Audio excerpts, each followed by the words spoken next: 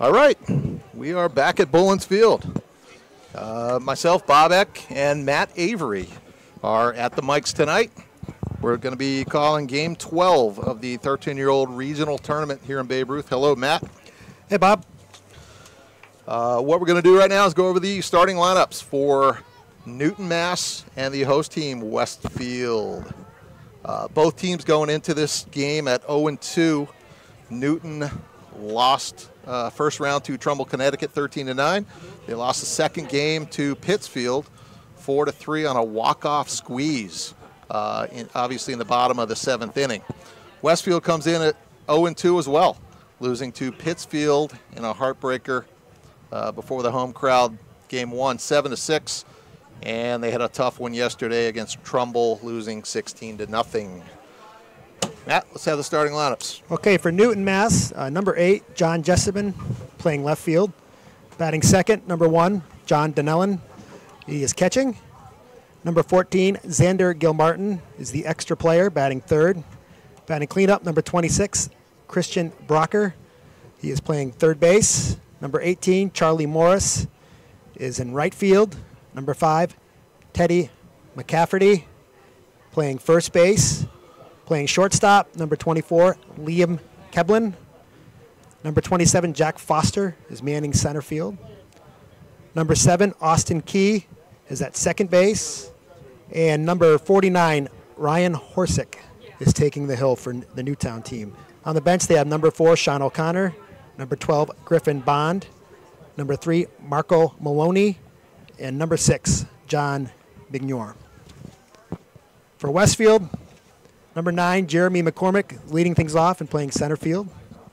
Number 1, Bobby Della Pena is playing left field, batting second. Number 5, Troy Heavey is manning shortstop, batting third. The extra player for Westfield, number 22, Dylan Ruth, is batting cleanup. The right fielder, number 12, Jimmy Cloutier. Catching, Alex Klors, number 4. Kareem Zagul is manning third base, and he's number 19. On the hill for Westfield is Jake Yakum, number 3. Number 6, Danny Provost is at first base. And rounding out the starting 10 for Westfield, Ryan LaPointe playing second base, number 10. On the bench for Westfield to start is number 14, Joey Calderella. Number 2, Brady Collins. Number 15, Aiden King. Number 7, Colby Nadeau. And number 24, last night's starting pitcher, Riley Sullivan. All right, and the manager of Westfield is Jimmy Cloutier. Matt told you the right fielder is also Jimmy Cloutier, his son. And Matt, I understand you played baseball with him in high school and possibly Legion, maybe? Legion, yeah. He was a year ahead of me at school. He was our shortstop for Westfield. And then he went on to play at Brown University. I'm not sure the position he played, but I know he did play at Brown. So he was a pretty good ball player in his own right back in the day. I work with a couple guys that played Legion with or against him, and they said he was quite a shortstop. Yeah, and he was actually a really good hitter, too. So we'll get going here. Newtown is taking the field. They're doing their infield, outfield. Once again, they're 0-2 coming in, looking for a win. The winner of this game will sew up the number 3 spot. The loser will end up 0-3 and have the number 4 spot in this pool. The loser, I believe, will face Keene, New Hampshire, the number 1 seed from the other bracket. I'm not sure who the loser is going to play.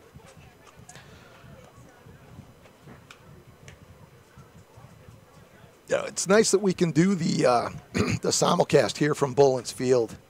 We welcome any Newton fans who are watching on YouTube, and any Westfield fans that can't get here. They're at work or home, or don't want to fight the impending rain that may be coming.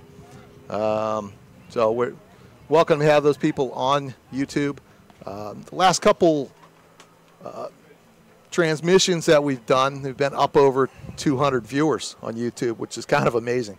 I know Matt and I had the honor of coaching in the World Series here that we coached, or that we hosted last year.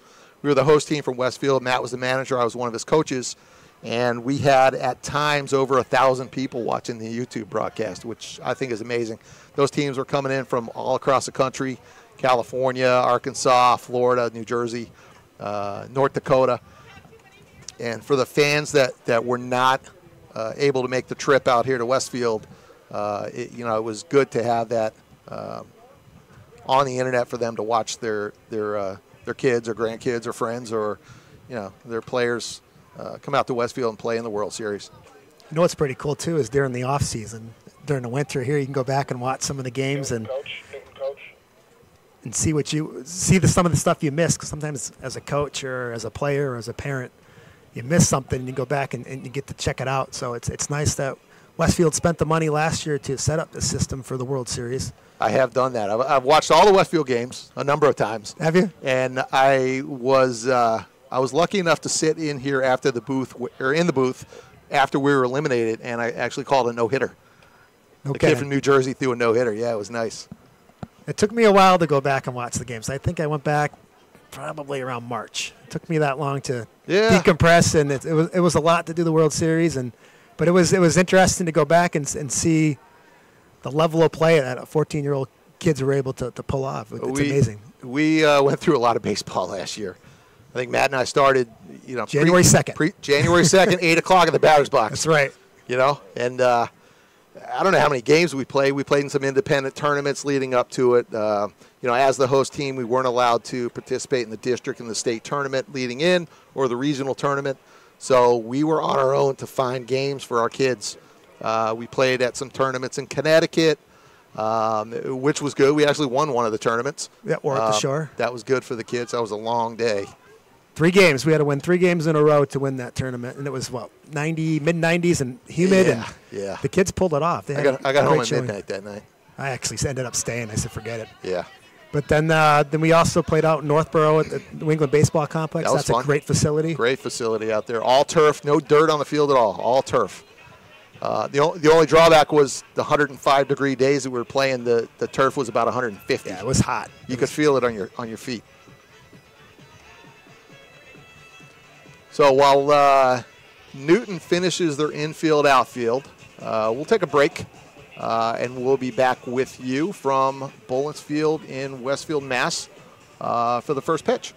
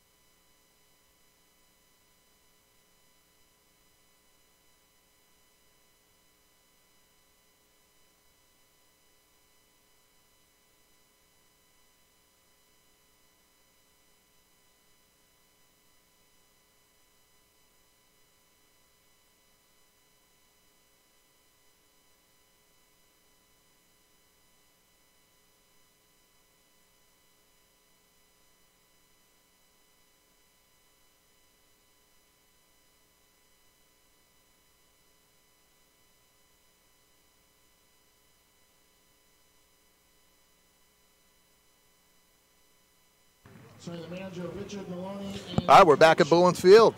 The player introductions are being done right now with Newton, Mass, the Eastern Mass champion, being introduced. And the host, Westfield, will be introduced. For those of you who don't know, Massachusetts is unique in the regional tournament. We have state participants from the western part of the state and the eastern part of the state. So we have essentially co-state champions. So Mass is lucky that we have 3 teams in this regional, the Eastern Mass, Western Mass, and the host, Westfield. Now, in the event Westfield would have won the Western Mass state tournament, they would take the second place team, which would have been Pittsfield anyway, so all of the participants would be here anyway. And we were just chatting before the game how unique it is. I guess they drew the seeds or the brackets out of a hat, and all 3 Massachusetts teams happen to be in the same bracket. That's odd. That's odd. I mean, some people may think that was, handmade or, hometown job or whatever, but it wasn't. Everybody's drawn out of a hat. Pure chance. So see if Westfield can get a win tonight. They had a real tough game last night with Trumbull, Connecticut from the get-go. Riley Sullivan, their pitcher, started off with a couple walks, and he couldn't find a strike zone, and then he started getting hit, and it went downhill from there. Well, hopefully Westfield can come out, get a couple runs early, and then they'll forget about that loss last night real quick. But if they struggle early, that loss will loom large. And our apologies to anybody from Newton. If it feels like we're one-sided, kind of rooting for Westfield. I know we're not supposed to, but we're both Westfield guys. We'll be honest, we're pulling for Westfield. We're gonna call it clean. We're gonna give props where props are due, and when Newton makes great plays, we're gonna certainly. All right, we'll pause here for the national anthem.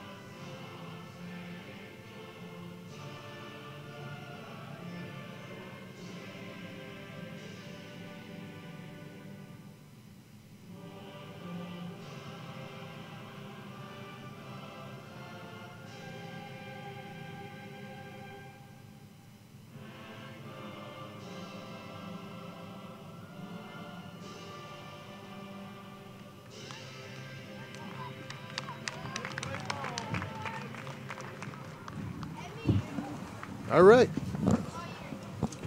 Looks like we dodged the rain. Hopefully I didn't speak too soon, but I see a couple umbrellas out there, and they look wet.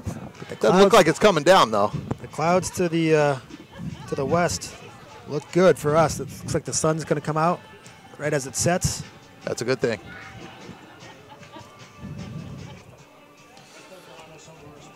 All right, looking out at Bullens Field here, because Westfield hosted the 14-year-old World Series last year, the city of Westfield put an awful lot of money into improvements here. Over $1 million, close to 2, I think. Yep. New lights. $1 million. Yeah. What's that? Just over $1 million. Just over $1 million. Brand new lights here. We have some new seating. The stands were resurfaced where the new seats were put in. We have some new screening behind the plate to save some balls from going out in the parking lot or the cemetery. If you've ever been to Bullens Field, behind first base is Westfield Technical Academy, and there's a great big parking lot that balls used to go into consistently. And down behind the third base press box and concession stand is a cemetery that from time to time the balls will go in there. And there is a 6-foot fence there, so it's kind of tough to get those balls back. They also improved the bathrooms. They improved the concession stand, added on to the press box up here where we're sitting. They've added quite a few audio-visual computers up here to allow us to broadcast these games, which is great. Like we said during the World Series last year, a lot of people were watching. They also had some video equipment up at Westfield State where we had to play because of the rain. We got rained out quite a few games last year, so they had to move some games up to Westfield State. And with the help of Peter Coles, who works for the city, we were able to broadcast a lot of those games as well. I think there's only one game that was not broadcast, and that was the game down at Yockham Field. And not only does Westfield Babe Ruth have access to this field got the funding to do all the improvements because the high schools, Westfield High School, Westfield Technical Academy, and St. Mary's High School all use the field, as well as Westfield Babe Ruth, the regular season league plays here, and Legion plays some games here as well. Yeah, it's a great field. Tri-County played a game here the other night. So it's a heavily used field, and everybody gets the benefit of the field improvements. I'm not sure. Nice. I wish I knew how many games were played here every year. I think Dan Welch has the number, president of Westfield Babe Ruth. He told me at one point, I can't remember. It's in the hundreds. I was going to say, it's got to be. Yeah. So some pitching information. Because of pitch count rules, not eligible to pitch tonight for Westfield will be number 5, Troy Heavey. Because of for Newton, number 18, Charlie Morris, and number 27, Jack Foster, are not eligible to pitch tonight. There are some pretty strict pitching rules. If you go over 45 in a game, you have to have 1 day's rest. Anything over 75, you need 2 days rest. And the maximum a pitcher can pitch is 95 pitches in a game.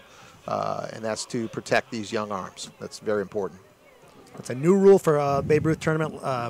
Years prior, the pitchers were allowed to throw 7 innings over 2 games. So they could split innings, 5 and 2, or if they threw 7 innings in a complete game, they'd have to take the next game off. But a combination. The game is getting ready to start, and Jake Yockham is going to deliver his first pitch. The lefty for Westfield throwing on the mound.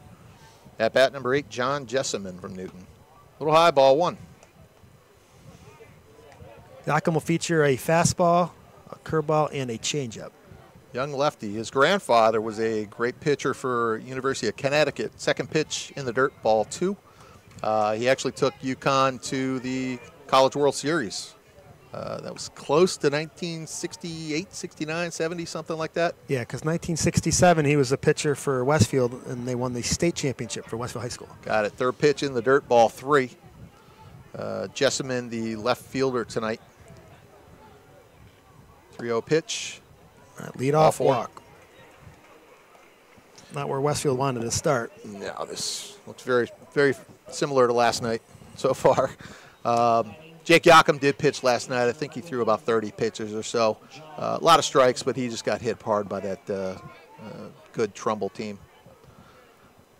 Jake, a crafty lefty. He's got a pretty good move to first base. Should hold the runners. 13-year-old baseball has it's big on the running game. The catcher's arms aren't quite up to speed after moving to the big field, so it's an advantage to the runner to take second. First pitch in for a strike on the catcher, John Donnellan. But a lefty should curtail that a little bit. A little flare down the left field line for a foul ball. No balls, 2 strikes. Just getting going here in the first inning from Bullens Field and Westfield. And the 0-2 pitch. Curveball. Yep, a little bit outside, looks like. Yep. The runner moved back to first on the delivery to the plate, so he's not picking up Yockham's move too good yet.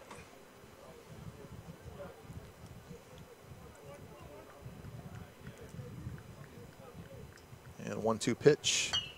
Popped up left side. Kareem's got it. He's underneath it. And he retires the batter. Runner goes back to first. 1 down.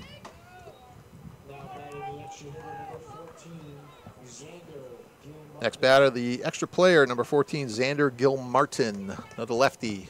I believe Gilmartin pitched yesterday. I saw him on the mound. I'm not sure how he did. Runner goes. Good throw by LaCourse is high, and the runner is in with a stolen base. And I believe that pitch was a ball up high. Yeah. So Jessamine moves into a scoring position for Newton.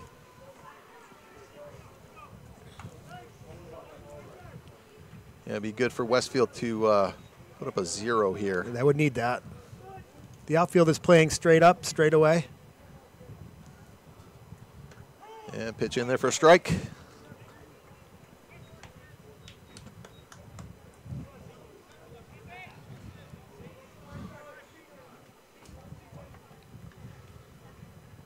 It's 1 ball, 2 strikes. Jessamine takes his lead at second. Yeah, Yakum steps off. Yeah, that was a smart move. He didn't stop his feet moving at second. So he's a smart pitcher, you know. His grandfather, Jim Yakum, who was one of the coaches on Westfield, taught him very well. And a 1-2 pitch in. Just missed outside.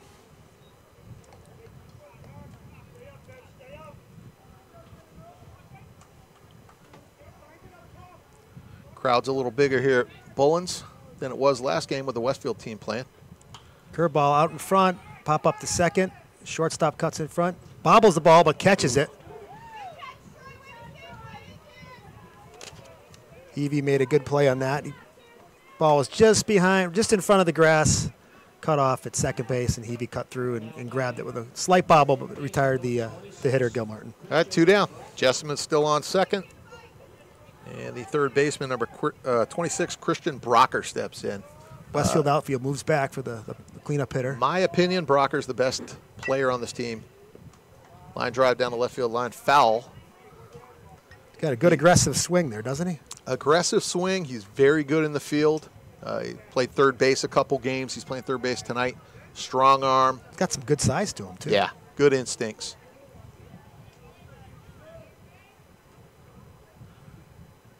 And 1 strike pitch inside, 1-1. Yakum challenged him with a fastball, just missing up and in. On deck is the right fielder, Charlie Morris. 2 down, John Jessamine on second base for Newton.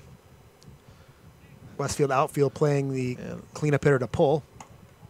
Looks like a changeup got him out in front a little bit. A little high. Got lucky, but he'll take the strike right now. He's ahead 1-2. You shouldn't give him nothing to hit right here. We'll see if Brocker can adjust. Right back to the pitcher. Cued it. Yakum takes his time, gets it over to first for the Easy to third flip. out. That's a good half inning for Westfield. All right, no runs, no hits, 1 base runner left after 1/2 an inning, 0-0.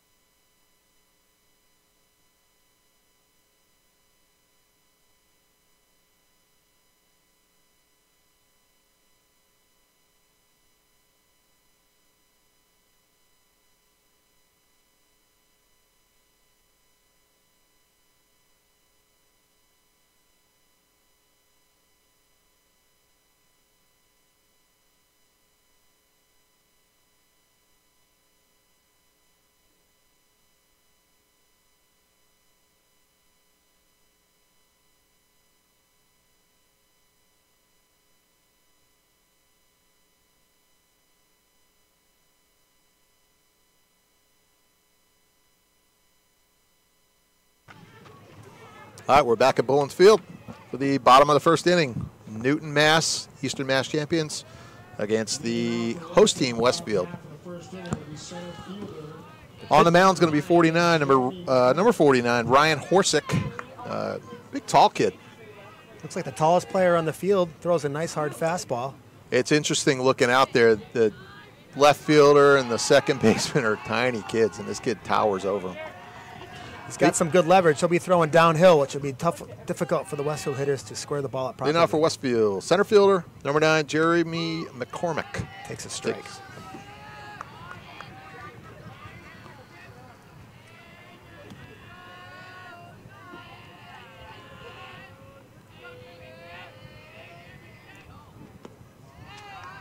In the dirt, ball 1. Coaching the bases on third base is going to be Joe Heavey, and first base manager Jimmy Cloutier. A lot of baseball experience with these two guys. 1-1 pitch, line drive, center field. Nice shot. Good piece of hitting there. Stayed on top of a higher fastball and just redirect it to left field. It's a good start for Westfield. That's what they wanted to see. That's what they need. That's what any team's looking for. First inning hits. See if they play some small ball here to get the runner over to second, put him in scoring position, and get some pressure on the Newton team. Surprisingly, I haven't seen a whole lot of small ball played here. I've only seen 3 or 4 bunts in 11 games. That's all you see at 13. Yeah, yeah. First pitch to Bobby Della Penna, in there for a strike. Della Penna's playing left field tonight, number 1.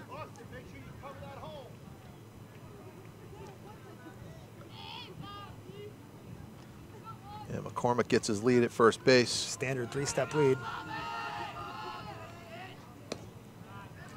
A little low. Evens up the count at 1-1.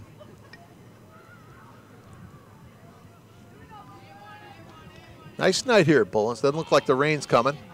Looks like we dodged it. A little larger lead at first. McCormick takes off. Catcher's got a good throw and gets around the tag with a good slide. Ball was a little short of second base, causing the second baseman Key to have to come in a little bit and receive the ball and then try to reach behind him for a tag. That was a good slide. Yeah, slid on the outside of the bag away from the tag. Now the runner's in scoring position. That's a good play. Heads up play by McCormick. All right. Runner in scoring position with no outs here.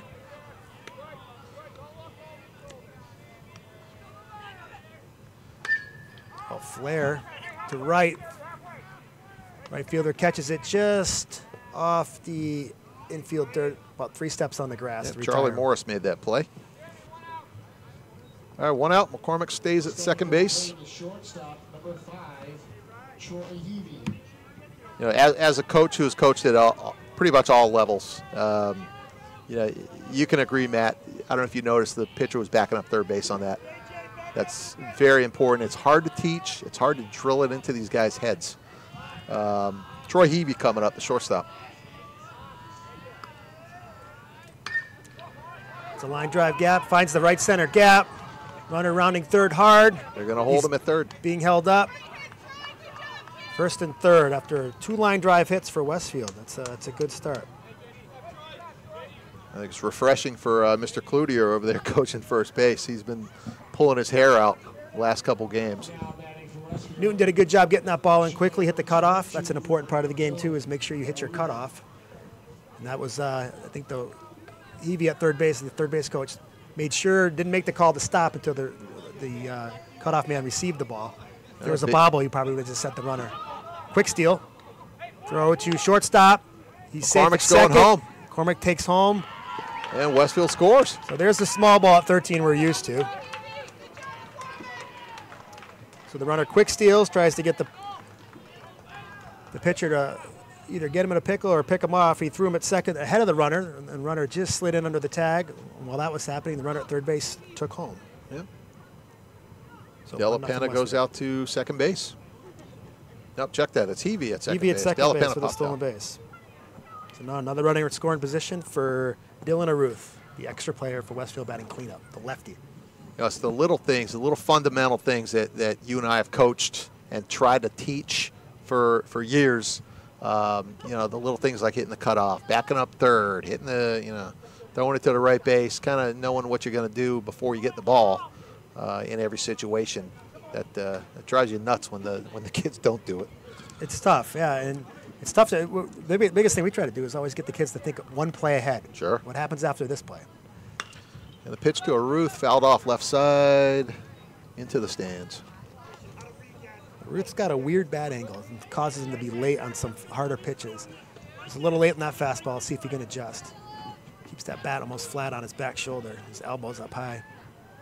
See if he adjusts here. Dylan's father's a scorekeeper for the Westfield team. Matter of fact, he's also a volunteer. He was the PA announcer for the first 3 games today. Does a great job. A 1-1 count. Ground ball shortstop. Good read at this runner at second. Took third on the play. Oh. Overthrow at first. Error on the shortstop on the throw. Scores Heavey. And a Ruth takes second base on the overthrow. That's the second run in for Westfield. That's a good start. There must be a little breathing a sigh of relief now. Little spark. Man, it is early though. Oh, you know, you got to speed. It's funny at 13 though. You get, it's a game of momentum a little bit. Yeah. After that loss last night, they come back and take a lead here. That gives them probably a better feeling, right? Yesterday's game was horrible. It was horrible. I felt bad for the kids and the coaches and the fans. Number 12, Jimmy Cloutier batting, right fielder for Westfield, batting 5th. Just to describe Bullens Field here a little bit, down beyond first base, down beyond the right field foul pole is the football stadium here at Bullens Field. Ground ball shortstop again. Shortstop. Give him another shot. Retires. Got him that time. Got him. Took a look at the guy going from second to third on that. Did. Kind of interesting. Took a late look after he took a couple shuffle steps. Yeah. But he still was able to make the play. Better play. Just coming back down the right field line behind first base is a great big hill, like we said, leading up to Westfield Technical Academy. Stands behind home plate, big fence down the left field line where the bullpen is for the visiting team, and fence in front of the press box and the concession stand. A lot of room. The catcher, number 4, Alex LaCourse. There's a shot to right field. It's drops a a base hit it right over the line drive over first base. Just about a foot left of the line for a fair ball. Single. Scores a Ruth. 3-0 Westfield after a LaCourse single. That was a good piece of hitting. Went with a pitch, so that was away. Just slapped it out to right field. It's another thing we try to teach. Outside pitches go the opposite way. I wonder if these guys had a little meeting or something this morning. Get their heads back in it. Kareem Zagul, the third baseman for Westfield, now takes the batter's box position. LaCourse stealing. Good throw by the good catcher, throw. And they got him. He got him. Oh, he caught him safe. It looked like he got under maybe. Yeah, the shortstop received the ball early, then reached, looked like, for the tag, tagging LaCourse in the chest. But he was straddling the bag, so as he reached and tagged him in the chest, his feet hit the bag, it looks like. Maybe that's what they called. So LaCourse has a stolen base and is in scoring position. I think LaCourse is a little confused there. He thought he was out. Yeah. They got him. Don't be safe. He thought he was out. All the Newton fans thought it was out. All right, so LaCourse is on second, 2 outs. Kicks a 2-out lead at second, a little bit bigger, so he can score on a base hit to the outfield. Shortstop on a pickoff, and no go. No throw by Horsick. Kareem Zagul, some of the people in the press box have come up with an all-name team, and Kareem Zagul obviously is on it.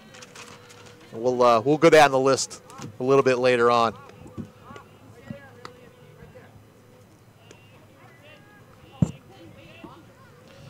Horsick holds the ball to freeze the runner. The runner still inching towards third. So Timeout was called by timeout. Zagul. Good play. That was a long hold right there. It was.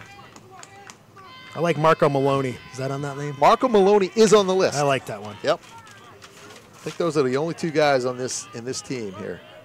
Nope. Xander Gilmartin is on the team. Ground ball to the pitcher. Horsick throws the first, retires the runner for the 3rd out. But after 1 complete, Westfield 3, Newton 0.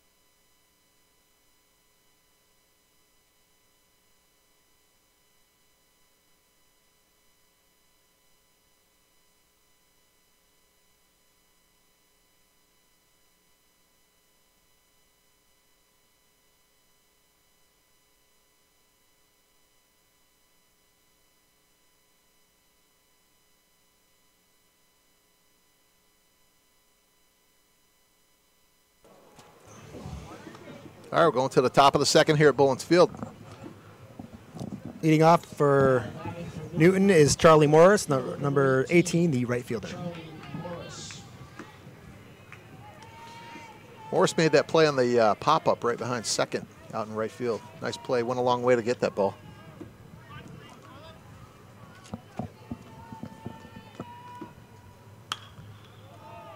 Fly ball center field. And Run down by McCormick makes the play. Nice play. One pitch, one out. Now up, first baseman, number 5, Teddy McCafferty. Now stepping to the dish, number 5, McCafferty, first baseman for Newton.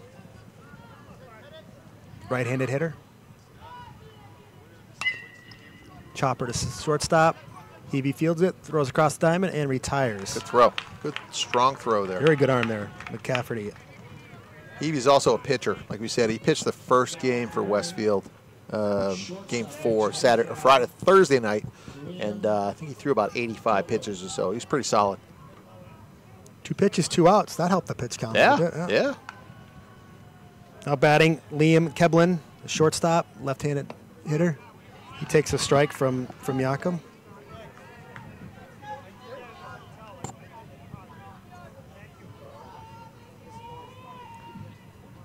Swing and a miss. Big swing and a miss.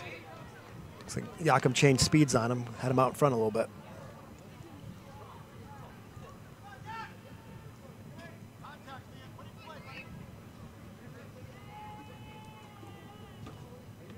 Stays away from him. Sees he Good pitch. Hey, 0-2. See if he can get him reaching. But Keblin wasn't biting.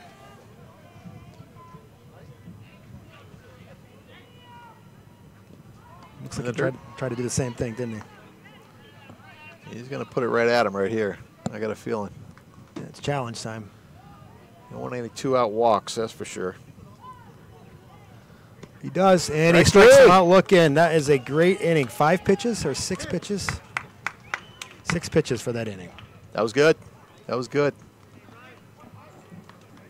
Let's stay here at Bullens. We're not going to take a break. So, Matt, you and I have coached in Westfield for a long time. You've coached with me. I've coached with you. What's your favorite age group to coach? Ooh, that's a tough one. They all have their unique characteristics, don't they? Right now I'm coaching my son's division. It's 9, 10-year-olds. So that's a unique undertaking for me. I coach high school, as you do now as the head coach, Bob, at Westfield Voc Tech. And I think we did Babe Ruth, both levels, 15, 16 Yep. and 13, 14. Yep. So it's tough to gauge. I think to me, it's not the age level. It's the group of kids or the team, how they gel, and which teams you like. Yeah, and you don't find that out until the end of the season. You're right. All right? You're right. Yeah, there's quite a few sayings for that, but I don't think we can say any of them on the air. I think I like the higher levels better because there's more strategy in Little League. You know, there's not as much stealing and the bunting, and the game's just different. I agree. I took over as the head coach of Westfield Technical Academy this year, and I've always wanted to coach high school baseball, and it was fun. We finished 8-9. Not a great year. We had some injuries and some off-the-field issues we had to take care of, but dealing with, coaching high school kids that kind of know how to play baseball to begin with, and you're out there to provide strategic leadership and, where to put players and who to pitch. I think I like that the best. It was a good time. So you went from teaching the fundamentals at 13, 14, which is all the basics for cutoff, your bunt defenses, how to pick off a runner, how to take a steal, whereas you got kids who already knew that. Yeah, don't get me For the most wrong. part. They don't all know it, though. There are kids. The expectation is they should know. Right? Yeah, there are kids up at the high school level that are still at 0. Unfortunately, you and I didn't coach any of those kids, though. Other guys like the other coaches in Westfield coach those guys. All right, bottom of the second here. Jake Yakum steps in, the pitcher. Poke down the right field line, foul. Jake not known for his hitting, but he's not afraid to take his cuts up there.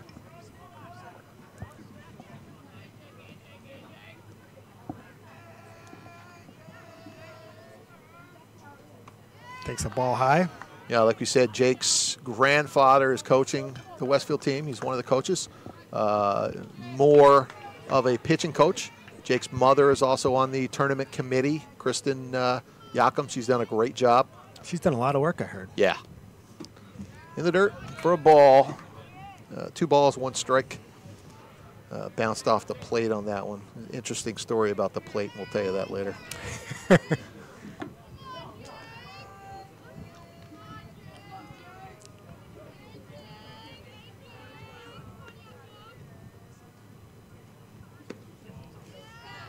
Actually, Jake's uncle Joey hit walk-off hit for his Tri-County team the other night.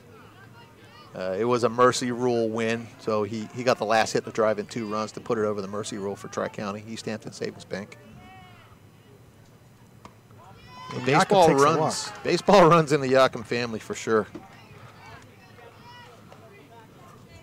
You know, his grandfather's been coaching in Westfield or playing in Westfield for over 50 years. Thursday night before their game, first game for Westfield, he was given an award for that. Nice ceremony. He was given a nice plaque. His whole family was out there. Danny Provost is up batting for Westfield now. Yakum takes his lead. Provost takes a fastball strike right down the heart of the plate for strike 1. Horsick can bring it. He's got some good velocity. Yeah, that was a good pitch. Yakum's got a short lead at first. Inside for a ball.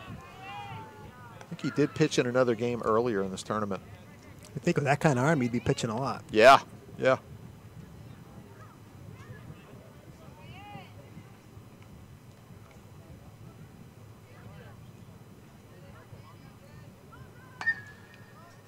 Popped up right side, foul, out of play.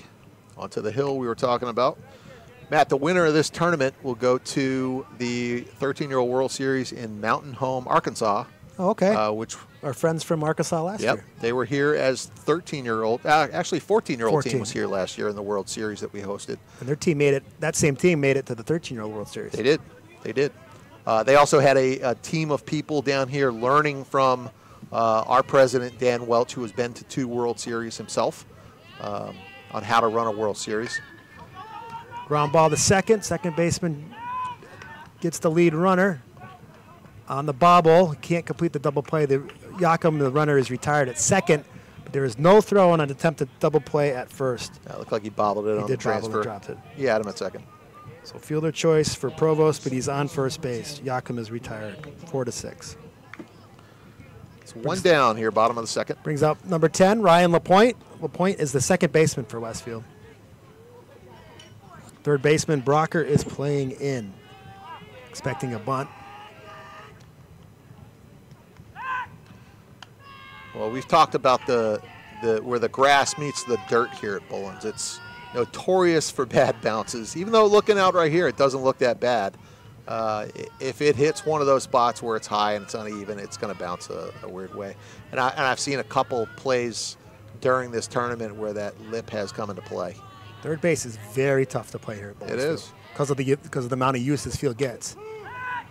Fake bunt and a throw, back pick by the catcher attempt. As a third baseman, you have to take away the lip somehow. You got to play on the lip, in front of the lip, or way behind the lip, so that if it does take a funny bounce, you can adjust and make the play. 0-1 on LaPointe. See if Westfield try a bunt and run. Brocker really playing in. Runner takes off. Looks like a hit and run, because that ball was a little up and away and looked like a defensive swing by LaPointe, didn't it? Yep. Provost returns to first base on the foul ball. 0-2 on LaPointe. See if he can just put the ball in play. He does, right side. And he might sneak through a hit. Right fielder fields the ball, makes the throw to first, but pulls the first baseman off the bag. So that'll go in the books as a hit for LaPointe. Good throw to first has him there, I think. Yeah, he was playing pretty shallow, wasn't he? Center fielder number 9. Provost has to stop at second because the right fielder was playing shallow. Deeper shot would have maybe got him to third. It's the 4th hit for Westfield. Runners at first and second. We have Provost at second and LaPointe. We turn it over to the top of the order. Jeremy McCormick comes back up, the center fielder for Westfield. who singled his first time up to the left center gap. Could be a bunt situation here. First and second, one out. Lefty up. First baseman's expecting playing in. Good push bunt to third. Could do it, though. You would imagine the leadoff hitter has some speed, but he looks like he's swinging. Calls a high strike.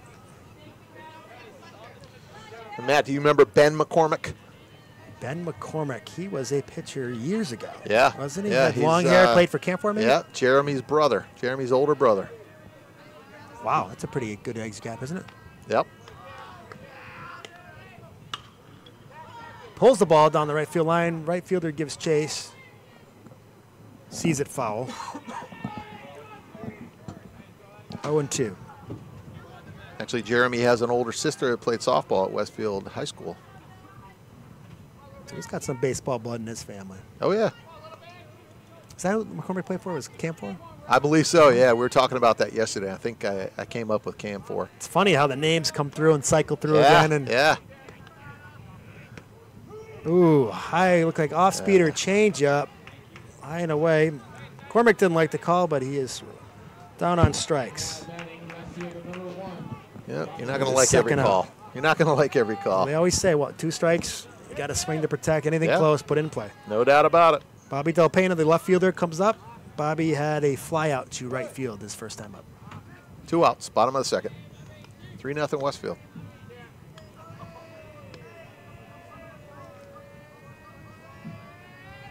Swinging bunt. gonna Orsic drop. makes a It's gonna diving drop. play, and there's going to be no play on the runners. That ball was about 2 feet from the infield cutout, or the catcher cutout, in front of the plate on the grass. Orsic made a good play. Good Go effort. for it, just missed it. So a swinging bunt single for Del Pena and loads the bases for the number 3 hitter, Troy Hebe. Good hitter.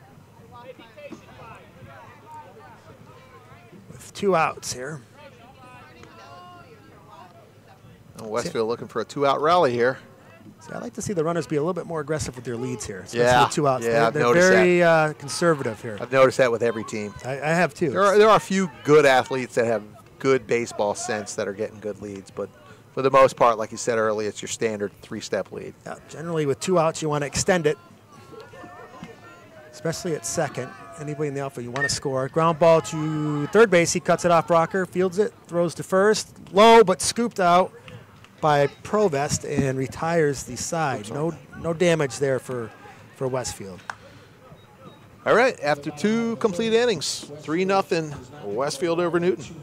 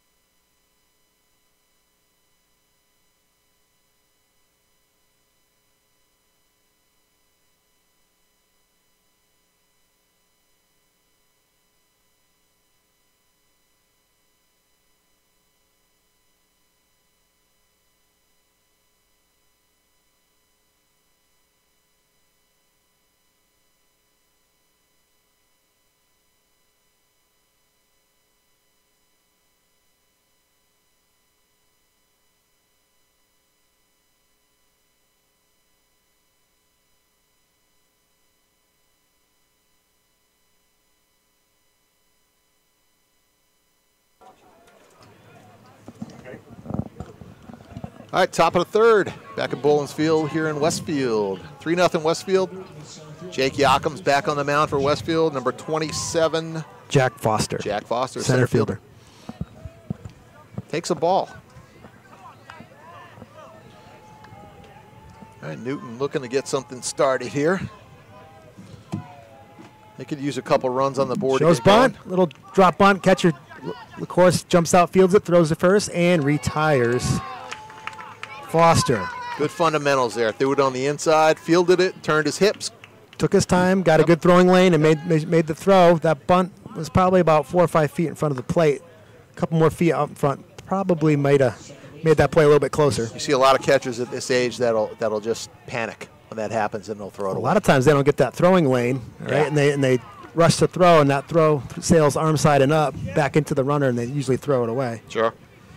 They throw that away, it goes down the track here, and that kid rolls around at third base. That's true. Popped up right side. Second baseman, point calls for it. Is under it and retires the battered key. Yakum is efficient with his pitch counts here. He is. It's got to be refreshing for Jimmy Cloutier. As you know, as a manager or a head coach, it's when the pitchers are struggling, that makes for a long day on the bench. When the pitchers are cruising, it lets you plan your game out a little bit because you always go into a game with a game plan. Sure. Expecting what a pitcher will do. And pitcher Horsick flared to right field. Nice easy inning. And makes the play again. Again, was that about Second 6 base. pitches or less for Yakum? 5 pitches they just announced. Wow. After 3. 3-0. Wow. That's, 2.5. After 2.5. Just stay here. I mean, we had a break 30 seconds ago, so we'll just stay here at Bullens Field. So the two #1 seeds in these two brackets are the Keene, New Hampshire team who ended up 3-0. Keene, New Hampshire, I believe I looked at the board down there. They've scored 37 runs, only given up 2 in 3 games. They had 2 shutouts. That's a good ratio. That shows you they're here to play. What's the ratio for Trimble? I am not sure. I didn't notice that. I just looked at it passing by when I was coming up for this game. But Trumbull is 3-0. They are a solid team, too. Great big kids. Very athletic. Top 4 hitters are solid. It's funny how the runs against, that little stat there, you can peg who the best teams are by just looking at runs against. Generally the team with the fewest runs against is the one who's going to be leading the standings. And it's all through baseball. We've seen that a lot. High school, Babe Ruth, Little League, teams that give up the fewest amount of runs are generally the best teams. Sure. So it tells you what pitching and defense is what wins. Yeah. Pitching and defense, that's what most good coaches preach. You know, my Westfield Vogue team this year, I had pretty good pitching. I had one of my pitchers made all Western Mass first team with Nick Clegg. You know Nick. Nick, he's going to AIC election? Yes, he is. He's going to play for Nick Collini. Nick Collini, Westfield guy. Nick Collini played Westfield Babe Ruth. He went to the regionals. He actually played for my dad, and he played alongside my brother. My brother is Nick Avery. Yep. And they were best friends, and they went to a regional, I think, and it was up in Pittsfield. Sure. So now he went to Trinity College in Hartford area, and now he's coaching. He's been AIC for a few years now, quite a few years. There's another player from Westfield High, Matt Hastings, is going to AIC as well. Okay, good player. And who's their catcher, too? Anthony Clark. Anthony Clark. He's going to be rooming with Nick Clegg at AIC. All right, Dylan and Ruth stepping in for Westfield. First one up high for a ball. You know, it's good to see these former Babe Ruth players, Westfield Babe Ruth players, doing well. You know, whether it's at college or in the high school level. Ruth hits one, second baseman up with it, over, makes the play first base. He makes a nice play. Ball was heading up towards the middle. He shifted to his right, stayed low, fielded the ball, and retired Dylan and Ruth easily. You know, whether these Babe Ruth alumni are excelling at the high school level, or luckily they get up to the college level, it's good to see the guys that we've coached or coached ahead of our kids do well. Oh, it's always good to see. Take a little pride in that. Ball high to Cloutier. Cloutier, the shortstop, grounded out to shortstop. Or Cloutier, the right fielder. I'm thinking of his dad, the shortstop. Cloutier's the right field for the Westfield team. Takes the ball up. Fastball inside. All right, while we have Cloutier up at the plate, interesting thing happened. You say plate, Bob? Yeah. Did you say plate? Yeah. Jimmy Cloutier, the manager at Westfield, was doing the field this morning. 3-0. And he inadvertently struck the plate with the tiller. The grooming machine there? With the grooming machine. He ripped off a corner of the plate, and he was frantic to fix it, which he did. Little plate surgery. Yeah, yeah. He had glue, he had tape, he had screws, nails, all sorts of stuff. And I haven't heard any complaining about what the plate looks like. I actually walked by it to get a lineup, and it looks pretty good. It looks pretty good. Cloutier took a walk, took a fastball low and away. He trots down to first base. That brings up Alex LaCourse. LaCourse had a single his first time up. Tripped to the mound by the manager from Newton. Looks like he's going to make a quick pitching change. Horsick looks like he's heading over to first, which is fitting for a guy his size. After you pitch, that's a good spot to hide a pitcher. Sure. Keep him in the game. And number 5, who is McCafferty. He's going from first base to pitch. And I believe. looks like it. They're still meeting on the mound here. Yep. That's what it's going to be. So a simple swap. Swapping positions. Horsick to first and McCafferty to the mound. We'll try to get a pitch count on Horsick. He was pitching all right. I think there was just probably a pitch count issue is why they took him out. Sure, it could be. Like we said, once you hit 45, you either come out of the game and you're eligible to pitch tomorrow, or if you go over 45, you need a day's rest. So that's probably right around where he was at, wasn't it? Yeah, I would say it's pretty close.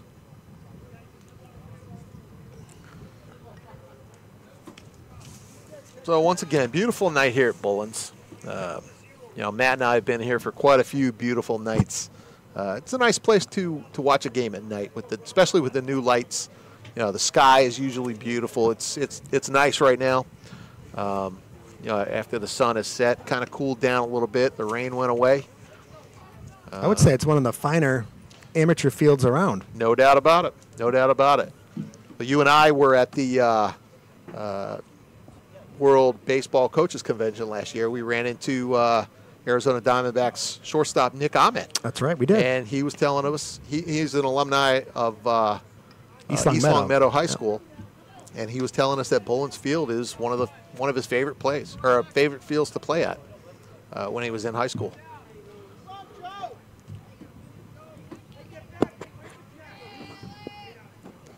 Well, let's see what McCafferty can offer here. Runner at first base. We have one out and LaCourse up. Good lead by Cloutier at first. In there for a strike. First pitch strike. That's always good to see if you're a Newton fan. You wanted to see that, yeah. Good start for Teddy. Runner takes off, hit and run, swing. Ground ball to shortstop, cuts across the infield, throws, and retires, of course. Cloutier stops at second. It's like Westfield's getting their runners over at second, something we used to do a lot. We used to always tell our runners, if you're at first base for more than a couple pitchers, you're probably doing something wrong or missing a sign. We used to always like to get our guys in second, especially at 13-year-old level, put the pressure on the other team if possible. Good hard swing here by Kareem Zagul. He grounded out to the pitcher his first time up.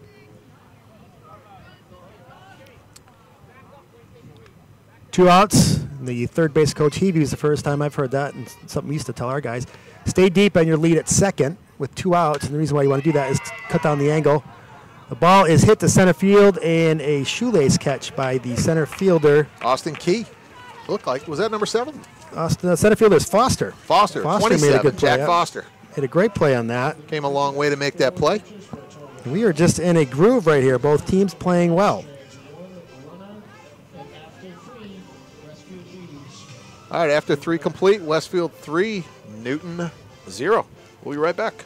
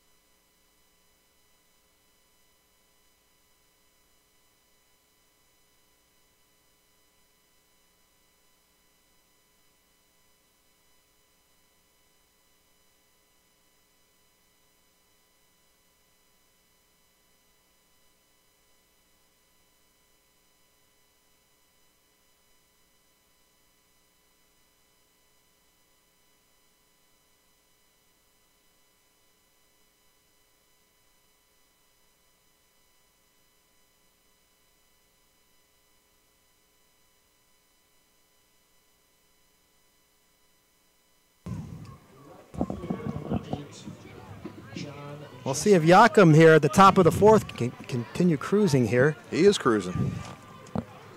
And Newton's going to 6 pitches each of the last 2 innings. Going to spin the order here. John Jesseman is up behind the plate. Quick foul ball. Of course, charges back and Nice effort. runs into Not the nick back the play, fence. That ball just didn't have enough carry for him to get under it, but he had a good read on that, didn't A he? lot of room behind the plate here, Bullens.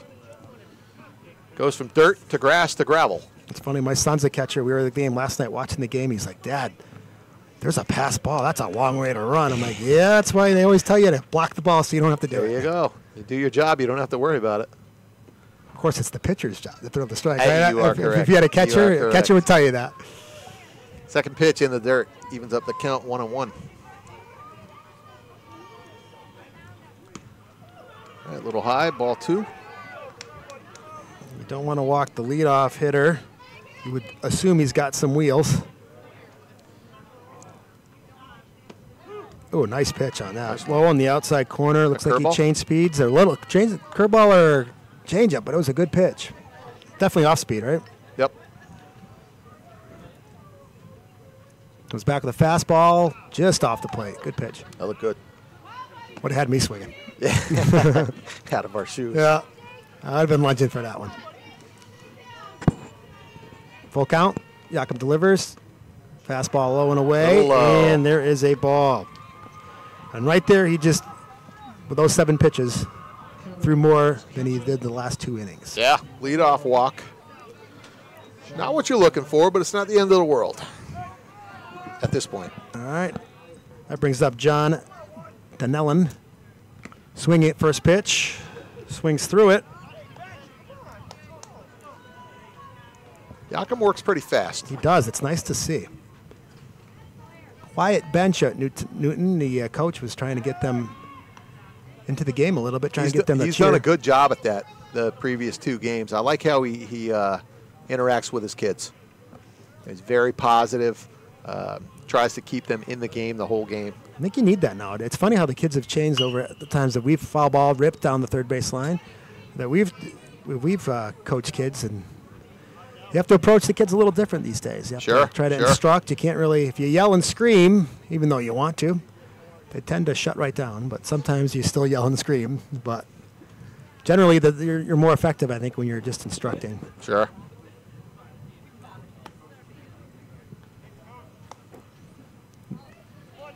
I'm not sure why the third base coach is chasing foul balls here. There's enough people standing around where somebody should have grabbed that. 0-2. Standard lead off first. And ball away. And got the runner, or the hitter, lunging, Danellen lunging at it, but he was able to foul it off. Now it's into the parking lot that we're talking about. And a lot of balls go out into that parking lot over the years. We get most of them back. Curveball. Drops in and Nice one. catches him looking. That was a good Nice curveball one. that just fell right off the table. Batter didn't like it. That was right there, though. Tough pitch, but it was a good one. We haven't seen that curveball featured too much, though. Yakum was featured that a couple times, but that was the right time to throw that pitch. It was. Fooled everybody. Runner is having a tough, difficult time. Little flare in the center field. Center field got a short read, and the ball drops in. They're going to get the force play at second, though. Yeah, runner had to hold up on that. Because it looked like the ball was maybe 2 feet onto the outfield grass. Heavey had a shot at that going out from shortstop. He pulled up a little bit, probably He did. expecting the center fielder to catch it. Those are tough plays. Those flares at this level are what kill us. We used to practice that all the time. Is the flare balls in between the fielders, and you always want somebody to make a play, but invariably at this level they all pull up and the ball falls in. Yeah, we practiced them with tennis balls at the high school level. Do you really? Yeah, stand in front of the pitcher's mound and hit tennis balls over the second baseman's head, over the shortstop's head, just to get them back. No glove, go out barehanded, make the play, just to get them used to that ball coming right over them. And do you find you have to go over the outfield priority? Oh, the hard shot by Brocker down the line to the fence, foul. Just fell. That was about 5-10 feet short of the fence. He turned on that ball. Brocker's got some power. Good swing. You took there. a look at it. Would that have been out if it was fair? I think it would have one-hopped the fence, short-hopped it. Wow. That's Just probably, outside our view a little bit. probably the longest ball I've seen hit here That ball was. in 12 games. Let's see if Just a long strike here. If Joachim will come back, we'll maybe change some speeds on him. Get him out in front after that. But did you go over outfield, infield priorities on the high school level? No doubt about it. You have to. You have to. You know, most of them know what to do, but, you know, it's got to be executed correctly in a game. You can't afford to mess that up. Those little bleeders will kill you. Yeah, yeah. Little flare hits that drop in are just, especially on 0-2, yeah, it drives everybody crazy. He does come back with a curveball, so Joachim's thinking along the same lines after that long strike. Maybe get Brocker out in front. Now after seeing that pitch, Brocker moves up to the very front of the box. 1-1 on Brocker. Joachim to the plate. Another curveball. This ball smoke. Oh, bad hopping. This ball was a hard one hop to shortstop, and it took a funny 15 to 18-foot hop over Heavey at shortstop. It right must have hit something. Edge of the grass, it looked like. There's not much of a lip out there, but it found the little spot that it was uneven. It's probably part of the plate that Jimmy dragged over there after. It could be. It could be. And, Jim, you know you're going to go back and watch this, so you got Matt's number. Give him a call.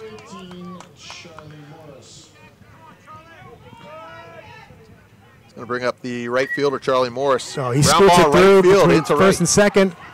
Right fielder gets it. Cloutier with a good arm, throws direct. Hold the runner at third. Bases were loaded. He went over the cutoff just to hit the catcher. Pitcher did a good job of backing up the plate. And Cloutier's got a pretty strong arm in right field. He threw it on a line to LaCourse. And the bases now are full after a single by Morris. So Newton looking to make something happen here with 2 outs in the top of the 4th. 2 outs. Infield can play back at the easiest base. Joachim's working out of the windup now. As a lefty, that gives the runner at third a huge lead because he's working with his back to him. Yeah, McCafferty, the pitcher, takes a ball up high. McCafferty grounded out to shortstop his first time up. They are getting big leads out there. They are. Brocker on second's almost to third base on a secondary. You know, with 2 outs, we used to have a pickoff off a windup on that. Sure. Because what the runner is, he's feeling fat and happy at second. You can get him. They're not even stopping. But then you risk throwing the ball in the center field. Oh, sure. If they had something like that, they'd get a runner at any base here. They're all getting great big leads. 2-1 for Teddy here. Brocker's looking to score on a base hit. Base hit to line drive to center and right to McCormick. That was hit on the screws, but right at him. That ends the rally. So after 3.5, the score remains the same, 3-0 Westfield. We'll be right back.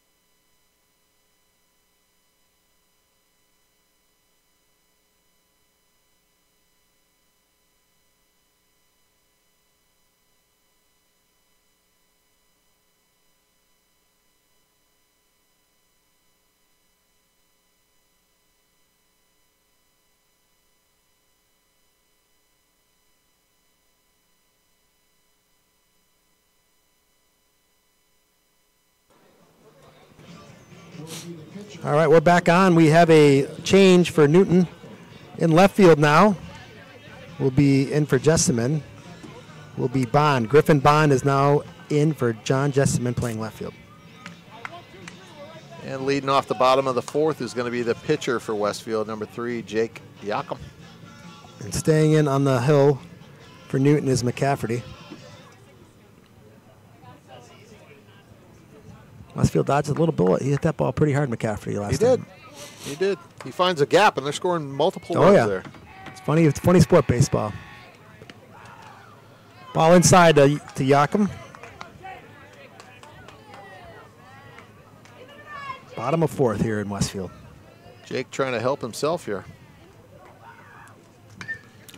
And, he almost did. Diving play at second base by Key. On a knee, making that play. That was a great play, Yep. getting dirty. You know, you always tell the kids, hey, get dirty, get dirty. That kid got dirty right there. It's funny. Great play by Key. The young kids, I coached a 10U team, and we did diving practice for balls the other day. And that's probably sure. the best practice because they got to get dirty and dive. And Oh, sure.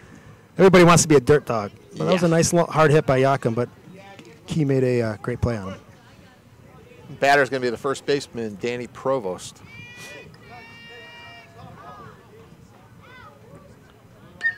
He swings, fouls it up, out of play. This game has a funny feel to it. It's almost on cruise control. Yeah. But it's a tight game, so it'll be interesting to see as we get closer to the end of the game how everything tightens up. You know, I've been working on the other side of the press box in the, doing scorekeeping and stuff. Provost puts Fly it out. ball center field. He missed it. It's an error. Overran that. Totally missed it, and he is disappointed out in center field. Foster. Looked like he had a line on that. He just overran it. There has been, I don't this year, but last year they had some complaints of the lights, especially in center field. And Yeah. it kind of looked like he almost lost it a little bit. Not making excuses for him, but They're brand new lights, and they had the company that installs them come out and do a study of what angles they should be at and where the pole should be. So, the company, you kind of expect they know what they were talking about when they put them in. But there were a couple complaints right when they first put them in. Our guys had trouble at second base with those pop-ups in the infield. Provost takes his lead, brings up Ryan LaPointe. Bunt, beautiful bunt right down the third base line. Brocker makes the play, though. Great play, but great bunt, advances the runner. That's a good bunt, like a good sacrifice bunt by LaPointe. And a little small ball Westfield playing. Good job, Liam Kevlin coming over to cover third on that shortstop. And that's what you expect out of the bottom of your order. You want guys to be able to make the sacrifice when needed, especially now with McCormick coming up at the top of the order. Got a guy in scoring position, but with 2 outs here. Ball low to McCormick. McCormick has a single and a strikeout for his 2 times at the dish tonight. Little compact lefty.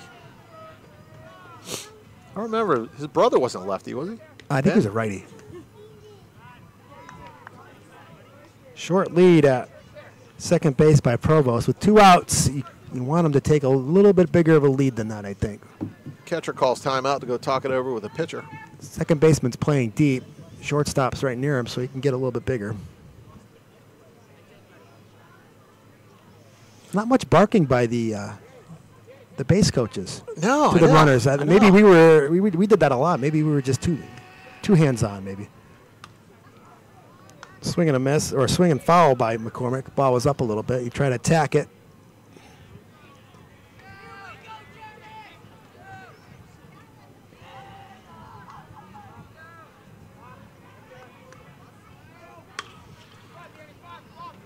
Fly ball down the left field line, falls foul.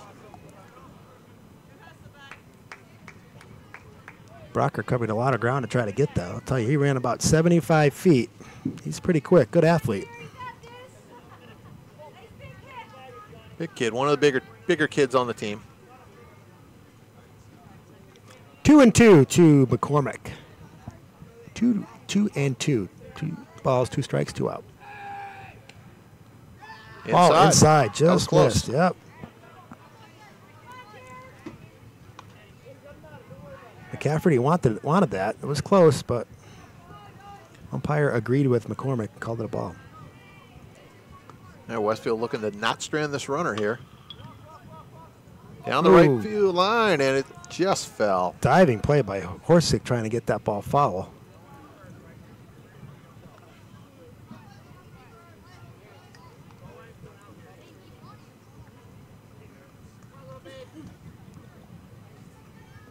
Counter's now full.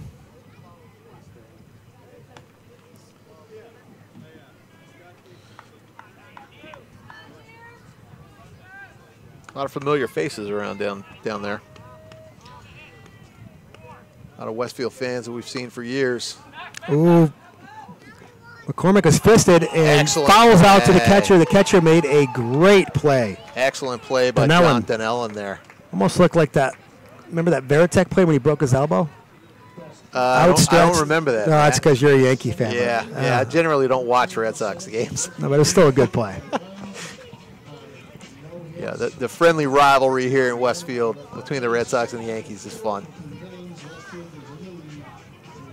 Speaking of Yankees, Judge is quite the player, huh? Yes. Did you watch the home run derby? contest? I did. Unbelievable I did. what he can do with a bat, right? Yeah. Oh, yeah. He's gone a little dry since the home run derby, though. He hit a bomb last night. One of the longest balls ever hit in Seattle. Almost hit it out of the park. He's got insane power. Yeah. Oh, He's yeah. fun to watch hit. He really is. You know, you got all these statistics now, the exit velocity and how far the ball goes. It's kind of interesting. You know, you don't buy into a whole lot of that. The ball is flying off the bat however fast it's coming off the bat. Doesn't matter if it's 100 miles an hour or 120 miles an hour. It's fast. It's fast. I'd hate to be out in the outfield catching one of those balls at 120 miles an hour. I don't know. I think I'd rather hit at 120 than 100, just for bragging rights. Yeah. Yeah.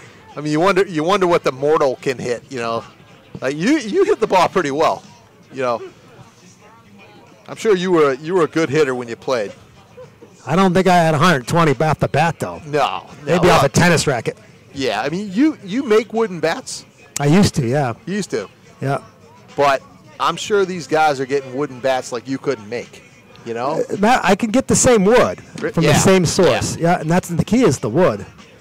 You need a good good wood, and I was able to get that and make some good bats. But helps when you're 6'8" and what, 270? Yeah. Swinging toothpicks or more. All right, top of the fifth here, cruising right along. Westfield is riding Yakum. Yakum again, one pitch, ground ball to him, retires the hitter himself. That's what Westfield was looking for tonight. And that was Liam Kiblin. They spent quite a few pitchers last night. Well, Yakum is just what the doctor ordered then. I think there was 5 or 6 pitchers for Westfield last night, and you know, if you look at the score, none of them were effective. Well, sometimes you have games like that. Oh, sure. First pitch from Yakum in there for a strike. Jack Foster, the center fielder. He takes the ball in the dirt. Foster, first time up, was a bunt. Catcher LaCourse fielded it, threw him out. Yep. On a good play. That was a good play. Fly ball now to center field. McCormick circles under, makes the play. Retires him easily. Think Westfield is taking complete game now for Yakum? I'm The sure way they're he's hoping. going now. They're hoping complete game. That would set him up nicely, wouldn't it? Sure. Looks like we have a change here. Who's hitting here? I can't get a number. Number 4. Or Austin Key. That's Sean the O'Connor start. going in.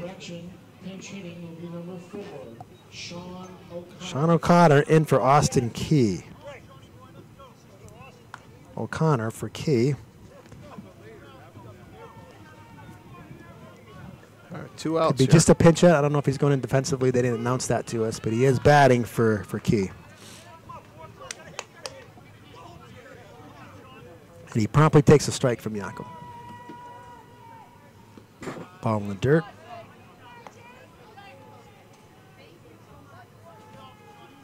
Counts 1-1, 2 outs. Little low ball. Oh, Yakum misses. He's not missing by much. No. He's around the plate. No, he's doing very well He's tonight. moving the ball in and out. Ooh, that looked good, but low. 3-1 for O'Connor. I wonder if he had a pitching lesson from his grandpa this morning. He had a hitting lesson from me today. Did he really? He did, right before the game. Wow. Pop up to first baseman, and Provost makes the makes play. the play. Calls off Yakum and retires the batter. O'Connor pops up. Another easy inning for Yakum. That's 8 pitches for Yakum. 8 pitches for the inning, so that's, what, 3 innings he's been out in less than 10 pitches. Yeah. So after 4.5, remains 3-0 Westfield. We'll be right back at Bullens Field.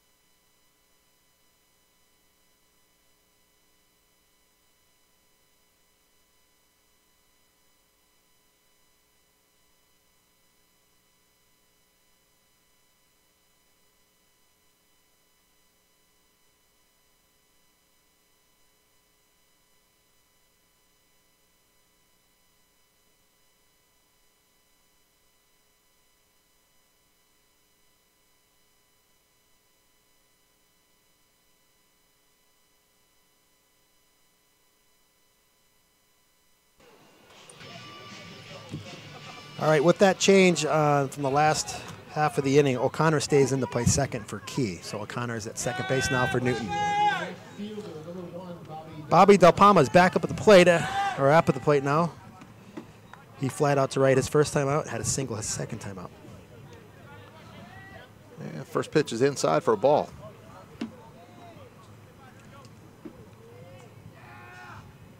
He takes a strike here in the bottom of the 5th. This game has a very nice pace to it. Hopefully this keeps up. Looks like there's some activity in the Westfield bullpen. It's a righty and a lefty. I'm not sure. I can't see. It's kind of dark down the right very field dark line. down there.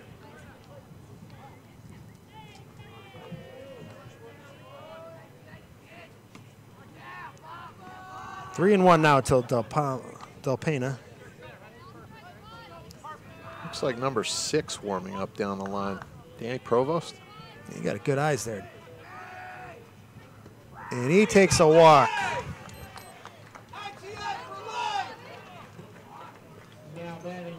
Some of our rowdy fans, you could hear, I'm sure, over the broadcast booth. 6 and 7. Looks like Danny Provost and Colby Nato warming up in the bullpen.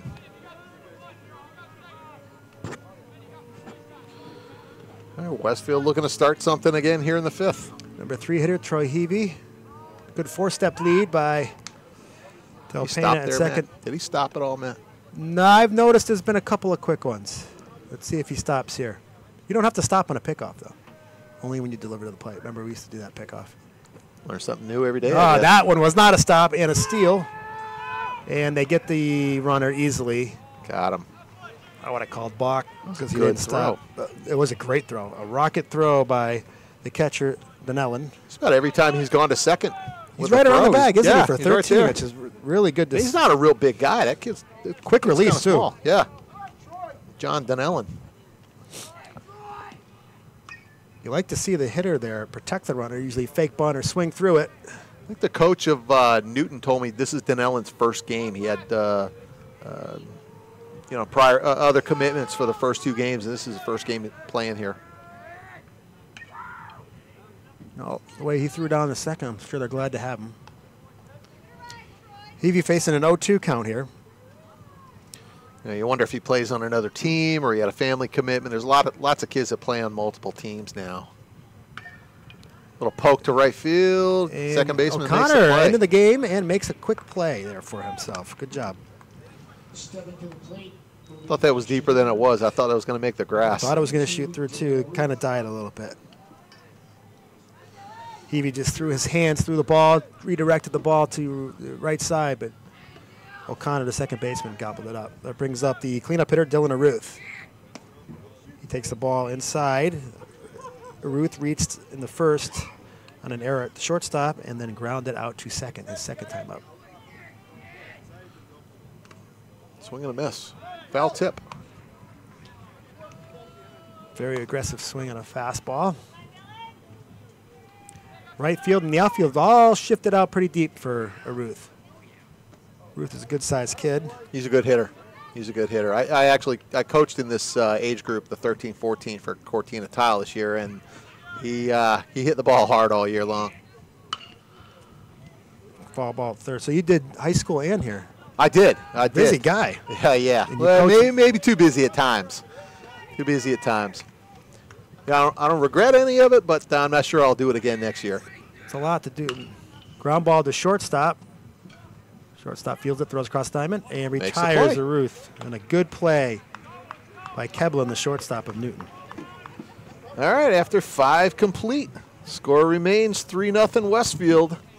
We'll be back at Bullens Field in a minute. For a total of 31.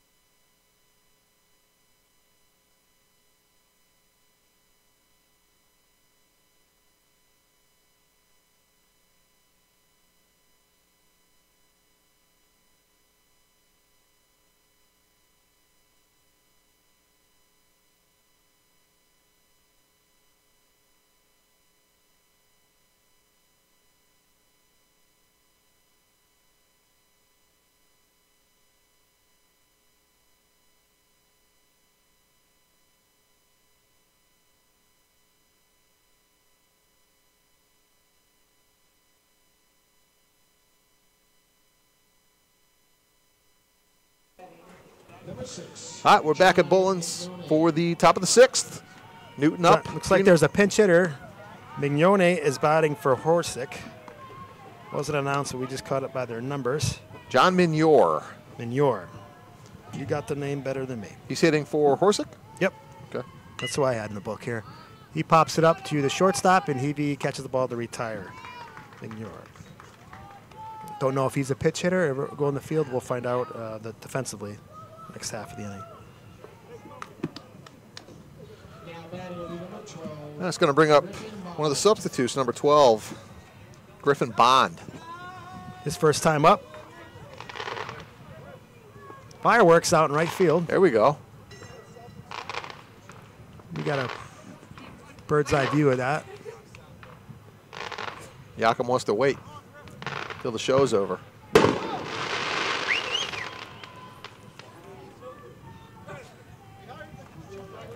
Yakum steps off the mound. Usually you see fireworks for a home run. There's Not fireworks in perfect. Southwick tonight, in the next town over. That's right. First pitch in there for a ball. I actually live in Southwick, and I think my wife and kids are going to be at the fireworks display there. Those are pretty loud fireworks over there. They are. Maybe Westfield's Finest will take a cruise over to I'm put sure. the kibosh I'm on sure that they've for gotten us. 50 calls on it already.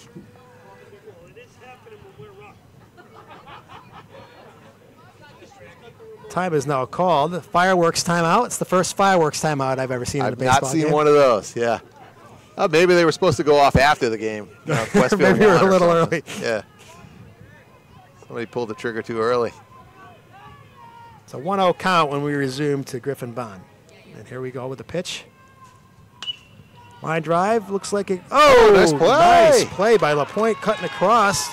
That ball looked like it was destined for center field on a line drive, but LaPointe was able to run it down. That's what Westfield needs. You know, they're getting good defensive play. Good pitching. Putting the ball in play. They're not striking out a lot, and good pitching. Good recipe for success. Pop down the left field line. Brings up the catcher, John Donnellan. Good effort by Della Penna there, just missing. Ball was about 15 feet foul. He had a shot.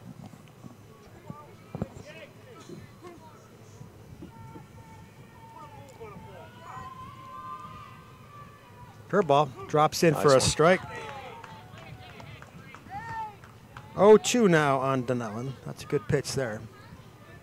Yakum has a great curveball, and you wonder how many curveballs like that these kids see during the regular season. Probably at 13, not too many, Not right? too many, He no. comes back with another one, swings over the top, Catcher. LaCourse.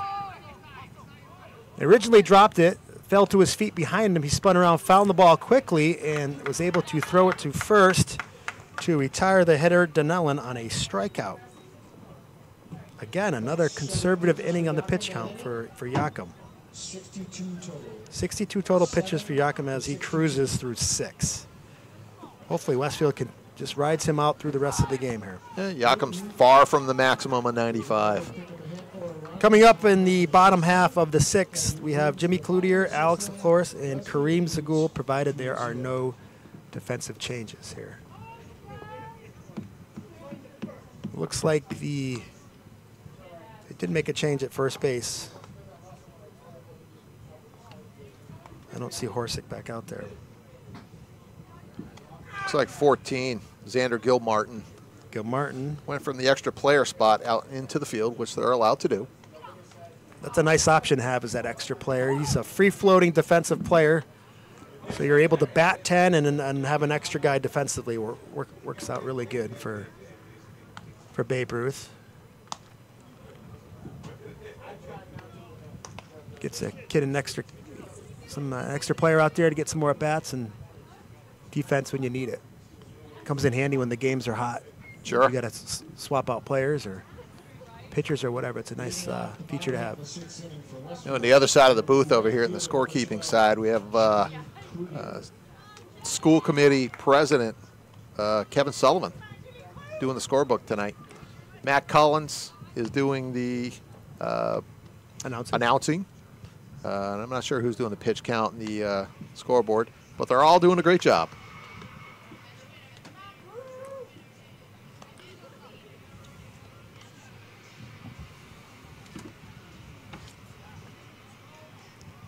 So far, no substitutions by the Westfield squad.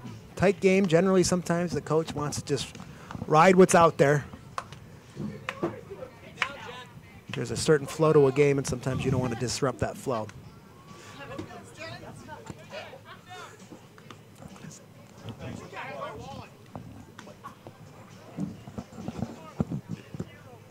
I was just told that Kevin Sullivan is not the school committee president. We'll get the actual and correct title for Mr. Sullivan in a minute. I didn't know they were listening over there. Actually, my daughter's doing the pitch count. You know, that was the first thing I heard. He does know who the pitch count is. Annalise Eck has run the press box for this tournament. She's done a great job. Round ball from Cloutier. Slow roller, shortstop. Bare hands it, throws across it. Made a great play. Wow, what a play by Keblin. He had to charge that ball. It was a slow roller to short, about 15 feet onto the grass, right behind the pitcher's mound. He's solid. He's a good player. Bare hand throw. Probably the grass is a little wet now with the dew, and he made a great play to retire Cloutier, who can get down the line okay. That's a good play. It's probably the best play that we've seen defensively in the game. We've had a couple of defensive good plays. That was probably the best. That's the web gem for me for the day. No doubt. Base hit up the middle, and it scoots through. LaCourse shoots a single up the middle. Fielded by the center fielder, tosses it into second. Brings up Kareem Zagul, who's 0 for 2 today. He grounded out to the pitcher his first time up. Flew out to the center fielder, Foster, his second time up. We'll see what he does his third time up. I'm sure Coach Cloutier is happy with their hitting. They've been a little dry last couple games. I see in my book only 1 strikeout for Westfield so far. That's good. That's a good thing. That's good. I know the game last night with the blowout, they only had 2 hits, and one of them came late, RBI single.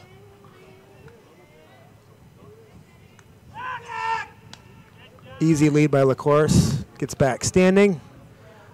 Generally, you want to get back on your face. That means you can get an extra step. Sure.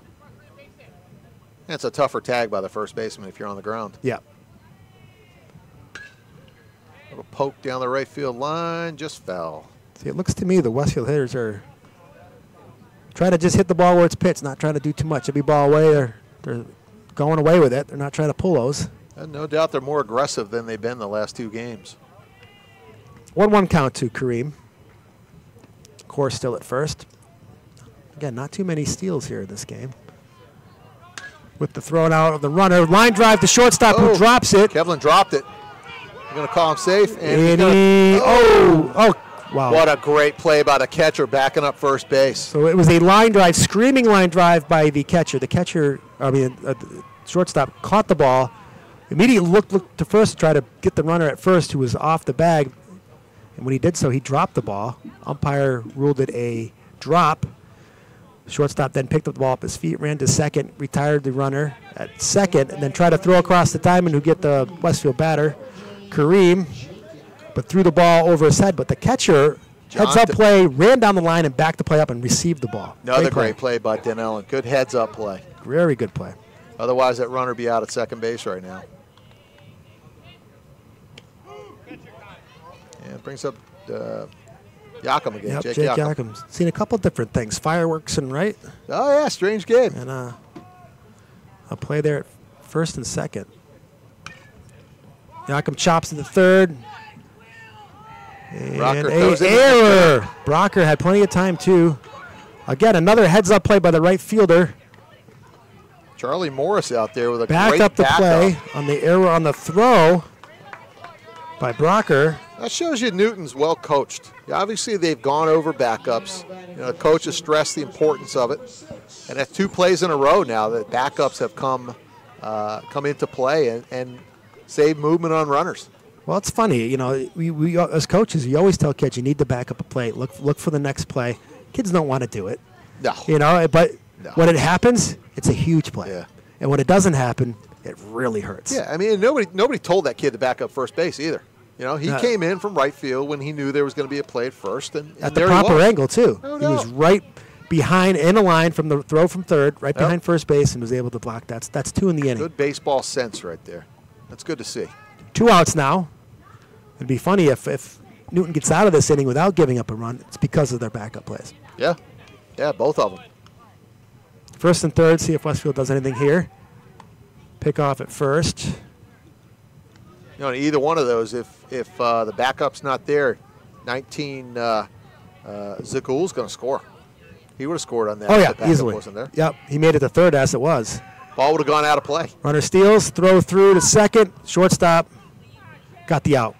All right, so what they did there, they tried to do a double steal. The second baseman cuts across the diamond, simulates a tag, and he does that to freeze the runner at third, which he did a little bit. The throw actually went through to second, and the shortstop was there to take the throw and retire the runner stealing, who was Yakum, was caught stealing. That's the second thrown out runner. As simple as that Bullens. was a great play. That's a high school play right there. Yeah, it was. It was. My high school guys have a hard time doing that play.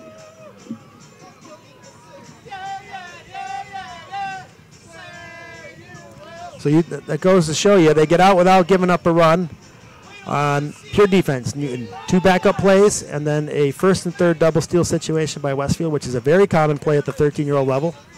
Send the runner at first base. If the throw goes through to second, sure, the runner scores. What they should have done now for Westfield is that throw goes through, and if it beats the runner should stop and go back to first. They try to get in a pickle to get that runner a chance. Sure. Well, there's two ways to do it. You try to get second, or you try to get in the pickle, and score the runner from third. But with 2 outs, you don't want to get thrown out stealing, and that's what happened, and retired the side. You left that runner at third base. That shows you they're well coached. Now, I'm not sure the name of the coach who's coaching third. He's the manager of the team. It looks like he's got some experience in him. It seems like he knows how to coach. Like I said before, he's good with the kids.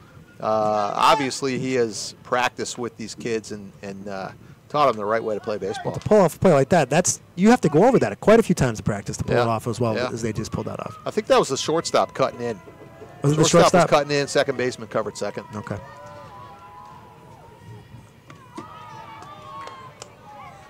All right, believe it or not, this is the top of the 7th. And 3-0 Westfield. Newton looking to put something on the board here. They're going to need 3 runs to stay in the game. Hard shot to shortstop. Heavey not able to come up with it. Looks like it took a hop, hit his bare hand, his top hand, as he tried to field that ball. And Hard hit ball right at him. yeah, Xander Gilmartin gets probably I don't know if that's going to be a single or an error, but he's on base regardless. Top of the 7th. That brings up probably the best hitter on either team is Brocker. Floater. Ephus? Eye level changer right there. That ball was much slower than anything we've seen and They much got higher. about 15 feet high. That on was the way beer in. league softball pitch right there. Brocker not amused. Ready for the second pitch fastball. He turns and pokes that one smokes. down the left field line. That is a one It hop is off the the wall. fence in the air. He has got a double for sure. He didn't run all the way. And He runner's stopped gonna running. come around third. He's going home. He's going to score. Wow. Brocker's into second with a double. Brocker just trotted around that. He did not hustle on that. He probably thought it was He gone. out. It was close. That was It hit one the hop. fence, yeah. Another- So Gilmartin scores on the double. A Another shot to second. 4 feet or so, and that's out of here. Oh, that's less than that, but I hit that middle of that sign. Phew. That's unbelievable for a 13-year-old. And that was Great the swing. longest ball I've seen here. Oh, yeah. Or seen hit And here. that, in this what do we got tournament. down the left field line? 325 or 330?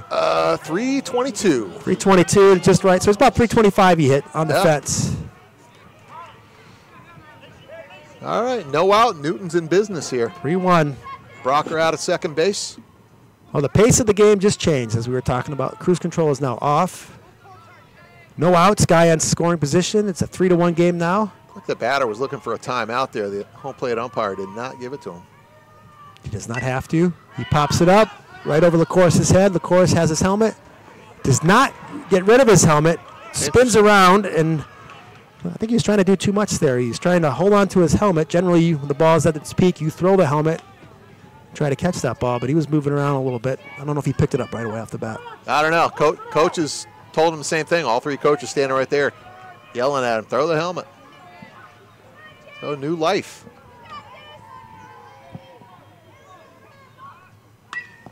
He flares it into right field. Right fielder Cloutier is there, grabs the ball. Looked like he bobbled that. He did a little slight bobble. I think everybody's getting a little tight here with a potential first win under their belt here. And now we have 1 out. Teddy Cafferty pitching, trying to help his cause. We have Brocker at second. Ground ball to shortstop and a line out to second. His 2 times up. Or line out to center, I'm sorry. Yeah, Westfield's just looking for outs here. Scorcher to right field. Cloutier gets it, leaves his feet to field it. He throws over the cutoff. Good throw to the plate. I think if he keeps his feet, doesn't go to the ground, that's a close play. I think he got lucky there because McCafferty ran through the bag, but the throw to the plate, he could have taken second, got in scoring position there because he missed the cutoff, and that would have been a runner in scoring position then with a 3-2 game. But instead, McCafferty is at first. I don't think he had a shot at the runner at the home. Pitching coach Jim Yakum comes out to telling everybody to calm everybody down. Everybody's playing tight. The game did change. Very common at 13. Once the game gets towards the end, everybody gets tight, and when you get tight, things don't work as well. Yeah, especially when you're cruising, and all of a sudden Oh no, something's going on.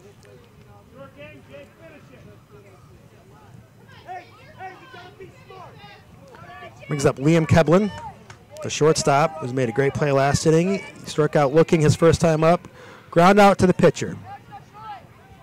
Oh, hasn't done much of the dish here. Left fielder playing probably a little too deep on the lefty Keblin up. Hopefully he doesn't flare it in there. Third baseman playing in. And Yakum delivers a strike after the timeout call. That's a good sign to see as a coach. What do you think a ground ball double play would do for Westfield here? We'd win the game, right? Yeah, we'd hear some cheering, that's for sure. Out in front a little bit. I don't know if he changed speeds on Keblin. He's quickly 0-2. Not much of a lead over at first base with McCafferty. Then sometimes that lefty pitcher at 13-year level really messes people up at first, which is good. Takes away another team's running game. He's got a good pickoff move. Two-step lead. Uh-oh. Ball in the dirt, past LaCourse.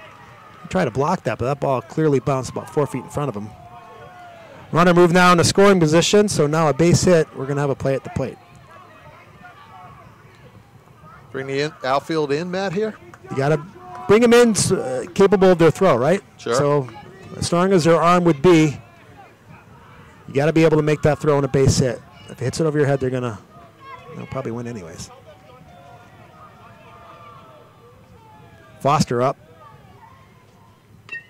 Takes a hard, aggressive swing. Foster had the play at the catcher on a bunt and fly out to center field.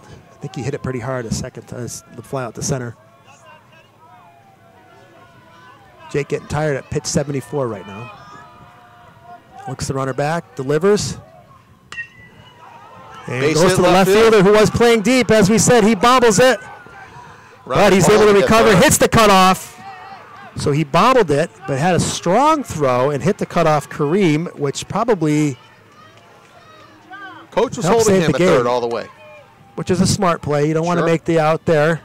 You have first and third. You have a lot of opportunities. You open up here a squeeze play. You can do a hit and run. You could do a quick steal. You could do a lot of different plays right now for the coach. So he kept his options on the table here. It's funny, Newton lost on a squeeze to Pittsfield the other day. Westfield plays with their infield back with the home team. So a squeeze here could probably do it. The runner did move up, or the hitter moved up in the box. I would expect a squeeze here, especially with the lefty pitcher. Now Westfield brings their infield in. But the lefty pitcher, he can't see the runner at third. He can get a good lead. First baseman holds on the runner, which he shouldn't do because there's nobody covering second. Runner steals. No throw. No throw.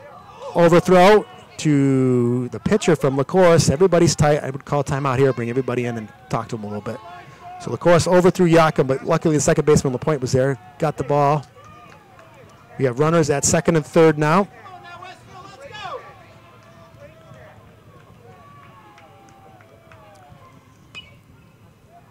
A strong swing. Yep.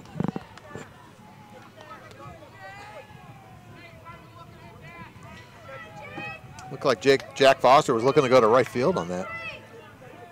Yeah, you almost want to think about walking him here. Load the bases, takes away the squeeze play, and then we have a pinch hitter up from O'Connor. Yakum deals it because now a base hit could score two. He fooled him on that one. He did. It's 1-2 now. That's why it's a great game. Everybody has a different strategy, different approaches. Every game's different. Infield still in for Westfield. Going to try to cut that runner down. Good block of the dirt by Alex LaCourse, the catcher. They don't need is a pass ball or a wild pitch here. No. So there you have to really trust in your catcher. Catcher's got to be tight here. Ground ball, short with third. McCrean looks him back, throws the runner over. Got the play at first, but the runner at third made a good job. He did not go back on the look back by Kareem. Kareem did look back, but he had to field that out in front about 15 feet. Yeah, throws a little high at first. And the runner just continued across. Now we have a tie game. So Foster gets the job done. Put the ball in play with the guy in third base. Newton still has a guy at third base now, too, so base hit will take the tie lead. game, and we could be here a while the way this is going. Sean O'Connor, who was in for Austin Key, comes up to plate. He takes a strike. Has he batted yet? Yeah, he popped up to first base his first time up. He's looking to find some outfield grass here. Outfield plays shallow in Westfield except for the left fielder. There's a And he line scoots drive. one through. O'Connor hits a screaming live dive between third base and shortstop, gets the hit, scores. Kevlin. That is a clutch hit for the substitute, Sean O'Connor. That'll make you feel pretty good about yourself. 4-3 now all of a sudden. And that's going to bring out Jim Cloutier. That's going to be the end of the night for Jake Yakum. He pitched a good game. He did. You know what? The Newton hitters did their job. They're up there putting the ball in play and finding the holes. But that pop-up now to the catcher is a huge play, right?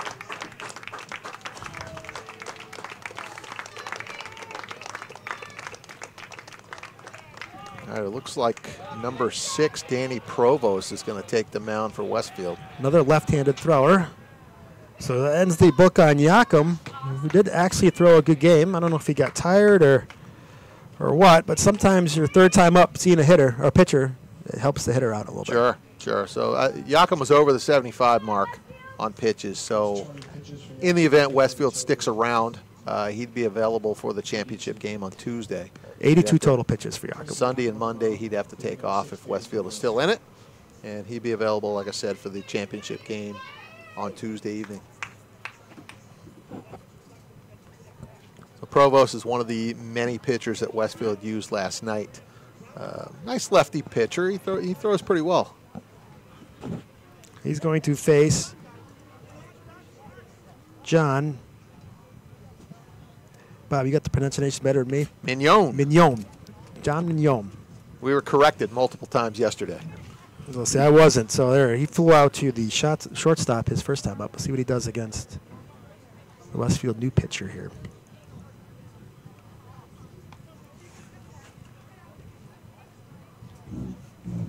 So Provost in for Yakum. In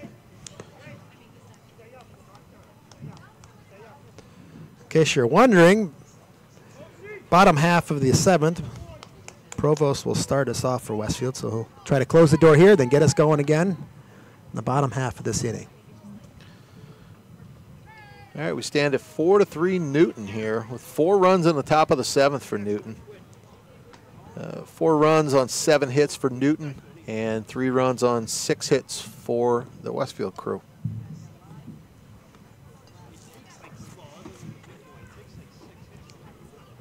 Matt, the crowd here has gotten a little quieter. It's a different feel, isn't it? Everybody's nervous. Feeling this one slip away, but we still got another chance at the sticks here. Sure.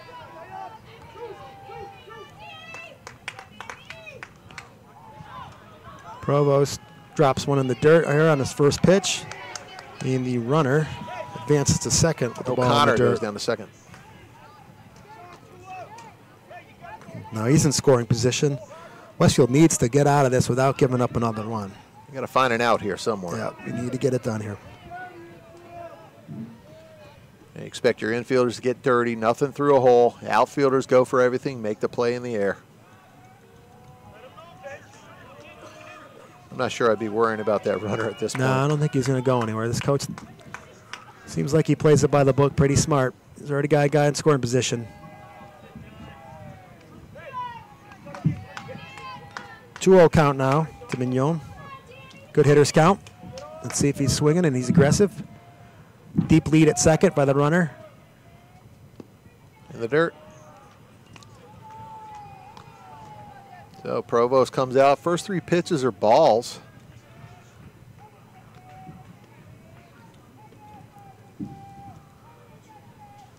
And ball 4. 4-pitch walk. So he walks Mignon. So it's first and second with 2 outs. Sets up a force play at any base here. Makes that a little easier for Westfield. Sure. It's not the worst thing here to walk him. Yeah, Now you got to get this guy. More options to make an out here. It's going to be Brings up the Griffin Bond here at the top of the order. There's a strike. He takes a strike. Bond lined out to LaPointe. think on that line play up the middle, he made that good play. Yep. His first time up. It looks like he goes to the right side again on a foul ball. Little inside-out swing. He swung at a high pitch on that. He did. Helped out Provost for sure. 0-2 now. He's got to protect. Provost delivers. Ball low. LaCourse blocks it in the dirt, and the runners do not advance. They do take a good secondary, which is good to see. But heads up base running by both base runners to stay put. Another great stop there. Let me get this out. A good catcher is key to this game here. At the 13-year-old level, a catcher can make or break your team for sure. Curveball in the dirt. Again, LaCourse blocks that. Very good job. Very tempting. That was a good spot for that pitch. Bond was able to keep his balance and his hands back and stays alive here, 2-2. Lots of batters would be swinging out of their shoes on that pitch. I know I would.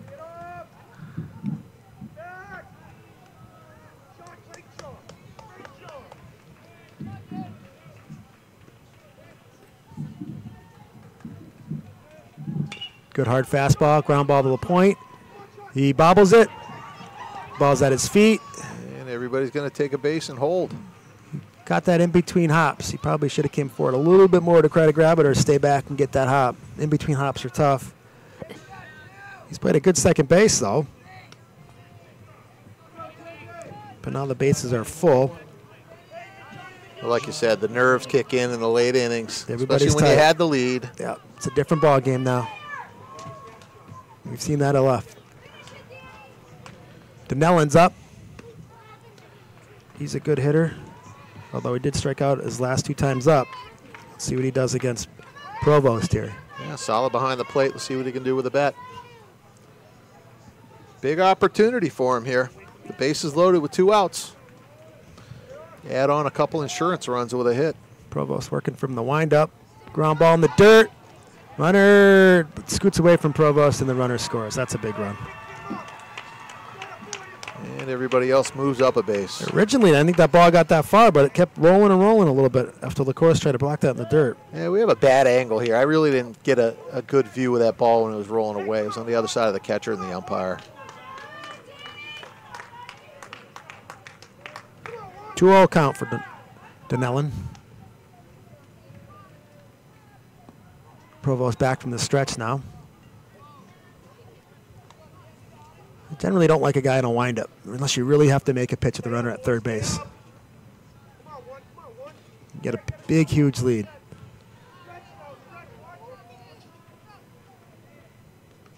Another block. Great stop. Ball in the dirt. I think they're going to make a pitch and change right here. Provost is struggling to get it over to dish. Yeah, looks like number 7, Colby Nados, standing ready to come in as soon as Coach Cloutier makes the call. Did make the call. There's the call. Provost is out.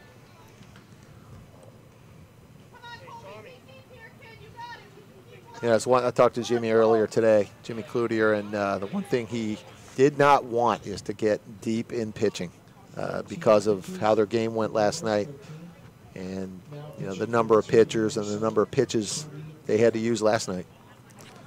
Yeah, back-to-back days, and you got to play. They have tomorrow. They have to play. We start, or they get a day off. They would play. Everybody plays tomorrow. So you have 2 games in a row. You burn some pitchers. That makes it really tough. And tomorrow's a lose-and-go-home game. Yes, it is. For everybody. So we go to single elimination playoff format after pool play. Until tonight is completed, we're not sure who's playing who. Obviously, the number 1s will play the number 4s from the opposite pool, and the number 2s will play the opposite number 3s. But you know that if Westfield does not come back here, if they finish number 4, they'll be playing at 11:30 tomorrow against Keene, right? Keene, New Hampshire.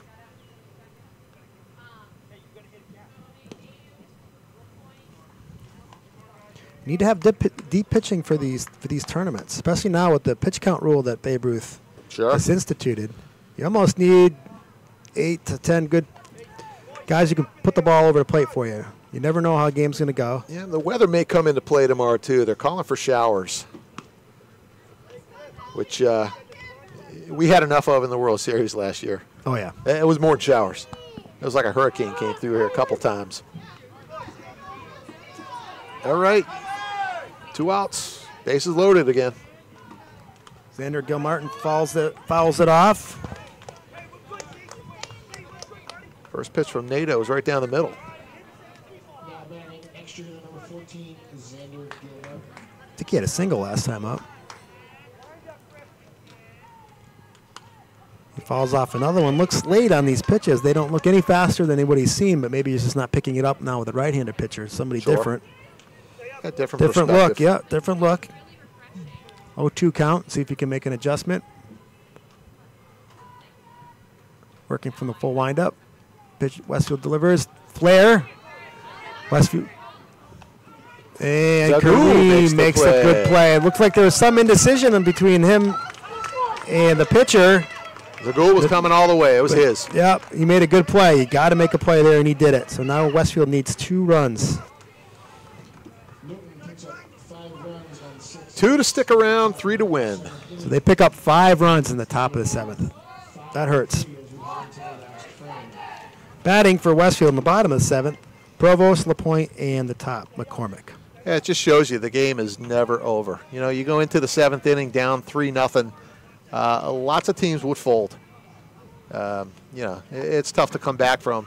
You've scored 0 the whole game, and then you're expected to score 3 or more to stay in the game.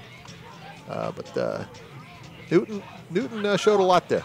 It'll be interesting to see how they do defensively now if they get tight, like Westfield did a little bit. And sure, there's a little pressure on them defensively now. You want to get that first out.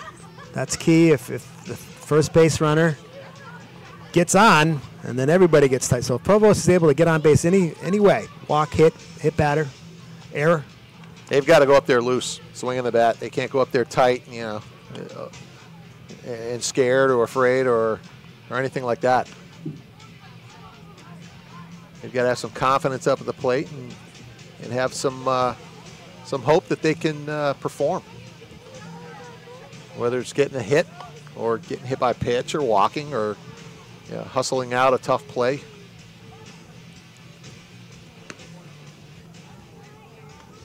Well, that catcher just threw down a second. He's got a nice quick release for 13. He's going to be something special the way he throws that ball as he grows and matures.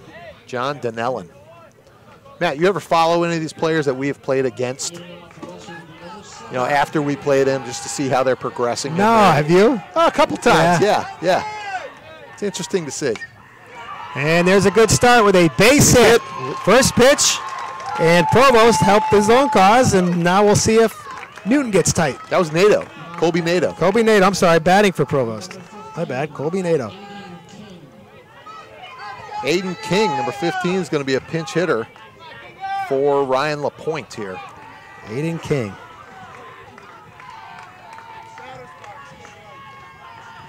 All right, Nato takes a lead at first. Oh, there's a pop-up. First pitch swinging, pop up at first. A little confusion there. Yeah.